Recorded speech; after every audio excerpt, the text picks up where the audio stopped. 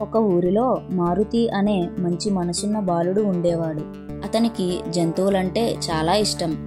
ఒకరోజు గాయపడిన కుక్క ఒకటి బాధపడుతూ వర్షంలో మారుతికి కనిపించింది. మారుతి జాలిపడి ఆ కుక్కని తన ఇంటికి తీసుకువెళ్ళి దానికి పాలు పట్టాడు.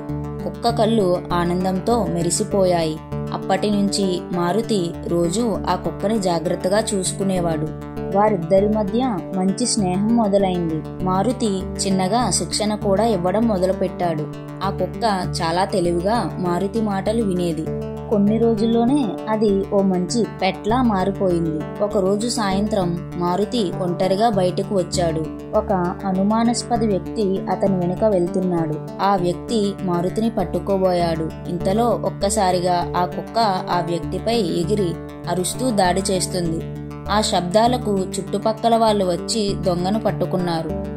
మారుతి ఆ కుక్కకి థ్యాంక్స్ చెబుతూ హత్తుకుంటాడు. నువ్వే నా నిజమైన స్నేహితుడివి అని ఆనందిస్తాడు. ఈ కథ యొక్క నీతి ఏమిటంటే, జంతువులపై ప్రేమ ఉంటే అవి మనుషుల కంటే ఎక్కువ నమ్మకంగా ఉంటాయి. ఇలాంటి మరిన్ని కథల కోసం లైక్, షేర్ అండ్ సబ్స్క్రైబ్.